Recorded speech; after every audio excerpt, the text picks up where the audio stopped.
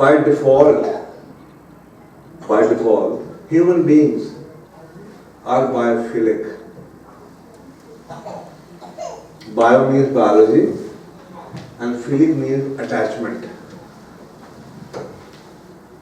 कि हम इस रब के निज़ाम में तो जुड़े हुए हैं। हम खुद मिट्टी हैं और शहरों में जाके हम मिट्टी से नफरत करते हैं। So we are biophilic. That is love of life and people and instinctive bond. अंदर से bond है आपका। मसलन आप देखें ट्रैवल डेस्टिनेशन दुनिया की बेहतरीन कौन सी होगी? आप बैंकॉक जाते हैं, श्रीलंका जाते हैं, मालदीव जा रहे हैं, कहाँ पे? नेचर के पास ही जा रहे हैं। क्यों जा रहे हैं? Because it biophilic.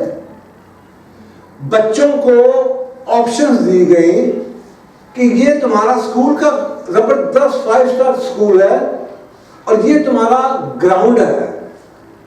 Where would you like to study? बच्चों ने कहा बाहर बैठ के पढ़ना चाहते। That was strange. क्यों? बायोफिलिक। बड़ी स्टडीज की उन्होंने कहा जी बेसिकली ये कोई बायोलॉजिकल रीजन है। ये बॉडी आप कुछ भी नहीं करते, साइकोलॉजिकली कुछ नहीं करते, बट बायोलॉजिकली आपके अंदर से कुछ होता है। मतलब शेर को आप उसी एनवायरनमेंट में जहां का वो है उधर रखे अचानक वो खुश हो जाता है। तो you feel at ease because this is biologically. फिर they came up with this name. उन्होंने कहा जी The two new disciplines, इसके बाद वो 2 डिसिप्लिन बन गए, उसका नाम बनाया eco psychology and evolutionary psychology. And they said evolutionary psychology use the term biophilia to refer to its innate heredity, यानी कि आपकी जीन्स के अंदर जो नीड है emotional attraction of humans to nature and other living organisms. बिल्लियां, कुत्ते, परिंदे, लाइफ, मछलियाँ, पानी, कुत्ते, ये चीज़ें आपको अट्रैक्ट करती हैं क्योंकि biologically you are attracted to them. और यही आगे जाके वो लोग जो और अगर हम बच्चों के अंदर उनको कमरों में बंद कर दें, जो हम करते हैं, क्योंकि हम उनको फैक्ट्रियों के लिए तैयार कर रहे हैं, क्योंकि एजुकेशन सिस्टम तो सारा कमर्शियल है। और ये बना भी फोर्ड मोटर ने, फोर्ड फाउंडेशन और डेल कार्नेगी ने बनाया था, इसलिए कि 1942 के बाद जब आपकी फैक्ट्री लगी होगा बंदे कितों आपकी फैक्ट्री में काम कौन करेगा? तो उन्होंने कहा we fund the public education to just to ensure कि आप हमें फैक्ट्री वर्कर्स देते रहेंगे। तो उसके तरबियत ये जरूरी थी कि इन बच्चों को, आजाद बच्चों को 1.5 साल की उम्र में माँ से छुड़वा के स्कूलों में 9 से 5 कमरे में कैद कर दिया जाए ताकि दफ्तरों में 9 to 5 वर्कर्स के लिए तैयार हो जाए। तो जब ये किया जाता है तो स्टडी कहती है देन दे बिकम बायोफिलिक की बजाय बायोफोबिक।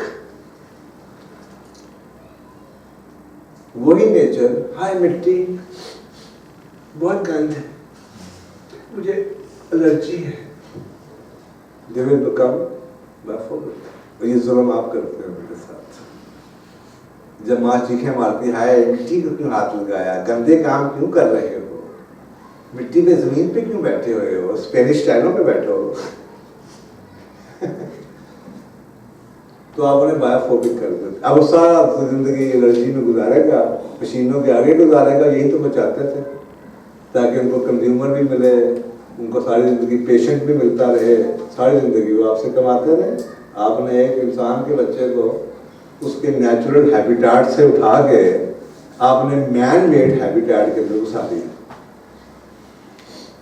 And he became biophobic। अब उसे साफ हवा, चश्मे का पानी, ठंडी हवा, मट्टी से फोबिया होता है। और ये आपने किया सकता, तो खुदा बच्चों को बायोफोबिक ना कीजिए, क्योंकि आप उसको बायोफोबिक जबरदस्ती बना तो दें, उसको समझ भी नहीं आएगी ये हुआ क्या है। आपने बिल्ड कर दी एक artificial hatred for the environment. गंद है, ये गंदी जगह है, ये साफ नहीं है, पानी नस्ल का होना चाहिए, लेकिन दैट इज हो तो गया। वो आपने प्रोग्राम तो से कर दिया, कंडीशन कर दिया, बता दिया, पढ़ा दिया ये गलत है, लेकिन उसकी नेचर तो है नहीं। जब नेचर नहीं है तो इंसान तो उठाएगा, सारी जिंदगी उठाएगा। तो अब इसकी हमारे पास एक स्टडी है जिसको हम कहते हैं ब्लू जोन स्टडी, वो 5 दुनिया की कम्युनिटियां जहां पे लोग 100 से ऊपर जिंदा रहते हैं। अब वो कौन कौन सी हैं? इटली में है, ग्रीस में है, जापान में एक है, कोस्टारिका में है, कैलिफोर्निया में। 5 कम्युनिटीज दुनिया की ऐसी छोटी छोटी जहां पे लोग एवरेज 100 से ऊपर रहते हैं। अब वो करते क्या? They only eat organic and they eat raw, non-processed. उस इलाके की जो पैदावार है वो, मसलन जो लोग पानी के साथ रह रहे हैं और वहां पे मछली है, वो मछली खा रहे हैं। अगर उस खिते में गोट नहीं है तो गोट नहीं खा रहे हैं और मछली खा रहे हैं। अगर वो ऐसी जगह पे है जहां पे सब्जी हो रही है तो सब्जी खा रहे हैं। They eat and buy local, जो उधर की प्रोडक्शन है वो खाते हैं। They make their own meals, वो खाना खुद पकाते हैं। And they grow at home, कुछ ना कुछ वो घर में जरूर उगाते हैं। ये उनकी फूड है। They are environment friendly, they use environment friendly cleaning products। जैसे मैंने आपको बताया, पत्थर, मिट्टी के इस तरह के चीजें, पत्ते, लोकल दरख्तों को ऑयल सल्फेट लगा लिया। They are using organic और natural person hygiene products, जो मैंने आपको बताया। They use natural fibers, कपड़े जो से नेचुरल पहनते हैं। And they buy used clothes, कपड़े इस्तेमाल शुदा खरीदते हैं। ये बड़ी साइंस है। वजह ये है कि जो आपके सिंथेटिक कपड़े हैं ना, जब वो 2 साल धुल के यूज हो जाते हैं तो उनके जो नुकसान हैं वो खत्म हो जाते हैं। वो ऑर्गेनिक हो जाते हैं। जी वो ऑर्गेनिक। इसका मतलब है गड्ढे का नया नाम ऑर्गेनिक। जी थ्रिफ्ट स्टोर से कपड़ा खरीदते हैं जी। ओ क्योंकि आप नया कपड़ा खरीद के ला रहे हो, केमिकल प्रेस ड्राई खरीदते हैं, लगा चमकीला आया, वो पुराने कपड़े उठाते हैं। अगर उनके पास ये बाकी कपड़े नहीं नेचुरल तो फिर वो पुराने जाके ना थ्रिफ्ट स्टोर से खरीदते हैं, इसलिए कि ऊपर जो केमिकल लगा हुआ है, जो उसके अंदर गला, उसके जो सराब थे 5 साल पुराना हो गया, धुल के वो खत्म हो चुका है। तो 100 साल नहीं रहना तो कोई गल नहीं। Work, they do the local work, farming करते हैं, फिशिंग करते हैं, क्राफ्ट्समैनशिप करते हैं। They use semi mechanized method of working. They work in 2-3 time slots, 2-2 घंटे की, 1.5 घंटे की शिफ्टों में काम करते हैं। 1 घंटा 9 to 5 नहीं काम करते, कैलकुला करते हैं, 2 घंटे का ब्रेक ले लेते हैं। They do non stressful physical work, ऐसा वर्क जिनको एग्जॉस्ट ना करे, बट होना चाहिए जिस्म का काम, मतलब मुशक्कत भी ना हो, लेकिन टांगों का काम कर रहे हैं, मछेरे हैं, काम कर रहे हैं, जा रहे हैं, वॉक कर रहे हैं, कुछ भी कर, एक्टिव है। They live in small structures close to nature. घरों के साइज छोटे होते हैं, जो इजीली मैनेजेबल होते हैं, इजीली ठंडे गर्म हो सकते हैं, और नेचर के पास कोई माशरा उनमें से है जो कि पहाड़ पे रह रहा है, कोई है जो दरख्त दरिया के किनारे रह रहा है, कोई है जो फार्म लैंड पे रह रहा है। हर तरह का नेचर की 5 माशरों में शामिल है, पर कहीं ना कहीं नेचर के साथ रह रहे हैं। Then they live in houses made of basic and natural material, जो उस जगह का हो। लकड़ी अगर वहाँ पे अवेलेबल है तो उसमें रह रहे होंगे। मिट्टी, जापान में भी ऐसी जगह है जहाँ पे आपको खट से बनाई है मड की।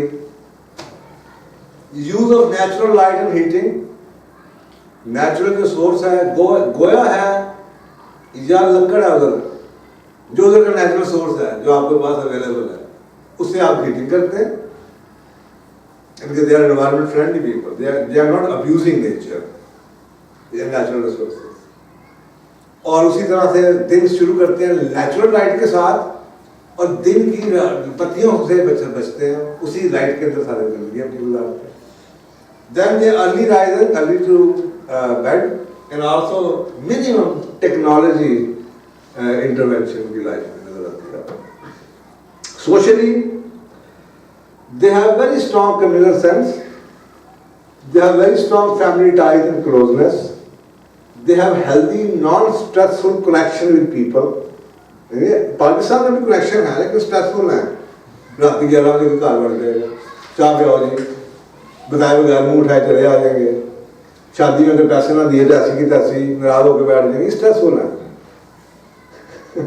बराबरी सिस्टम भी मार देती है, तो non stressful. And then family involvement काम में कहीं ना कहीं रहती है। Family work together as either on a farm और मशीन और वर्क, कहीं ना कहीं आपस में काम करते रहते हैं। गेटिंग अराउंड के लिए दे यूज पब्लिक ट्रांसपोर्ट जहाँ पे जरूरत है, और नहीं तो they use fuel efficient bike. वही सब इसलिए मैंने आपको कहा था, they use fuel efficient bikes, cars for the family के लिए, but they use motor bikes और बाइसिकल्स या कश्तियाँ, जो ग्रीस है उसके अंदर कश्ती यूज होती है। साइकिलें इस्तेमाल करते हैं, पर्सनल यूज के लिए शेयर राइडिंग करते हैं। उसमें से भी सोशल एक्टिविटी, जैसे आप यहाँ भी खैर करीब में शुरू होगी, लेकिन वो किश्ती के अंदर भी उन्होंने रखी हुई है या साइकिल रखी हुई है, तो अकेले नहीं जाते हैं, किसी को साथ उठा लेंगे। एंड शेयर राइड्स, ये उनका ट्रैवलिंग है।